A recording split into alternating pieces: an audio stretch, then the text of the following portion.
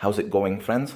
Today I bring you this Samsung brand refrigerator, which is leaking water. It won't stop leaking water, and the lady is tired of placing a cloth or a towel right at the bottom of the door.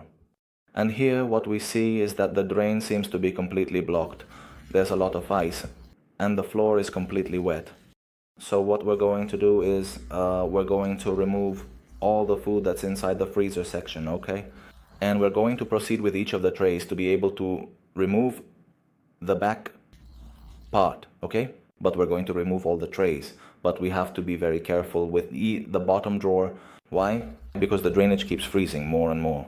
And it reaches a point where it gets stuck on that and doesn't move. So we're going to remove all the food and pour 1.5 liters of warm water, just warm water. It will start to make a sound and soften a bit. Listen carefully to how it resonates and notice. Once that's done, we just wait patiently with us for approximately 2 to 3 minutes for the process to complete.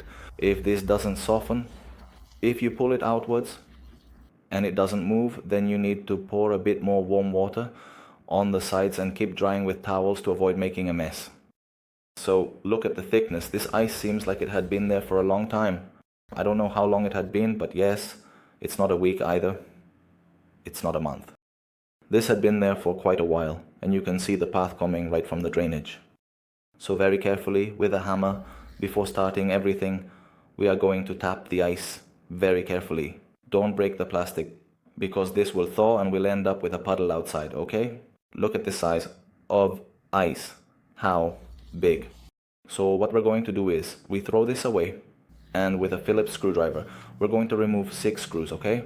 Once the 6 screws are ready, well, you can make a hook with a wire and pull this cover towards you very carefully. It only has a few clicks, okay? Once that's done, we see the evaporator, and right below the evaporator and on the resistor, we see that it's full of ice. So another thing, at the back there is another cover that we also need to check, and once the screws are removed with a Phillips screwdriver, the drainage tube, that little tube, sometimes has like a kind of valve, and it gets filled with mold. In this case, someone else came before me and had already removed the part of they took it off so it wouldn't freeze again. But well, it was left free in this regard. So the problem is that it froze on the inside. So we're going to go to the inside part, but don't forget, when you do this, always check the back part, okay? Where the motor, the compressor are, and well, here it's already completely free, okay? So it won't freeze again here unless something goes through that little hole. So, well friends, that's all for this video. I hope you liked it. Until next time.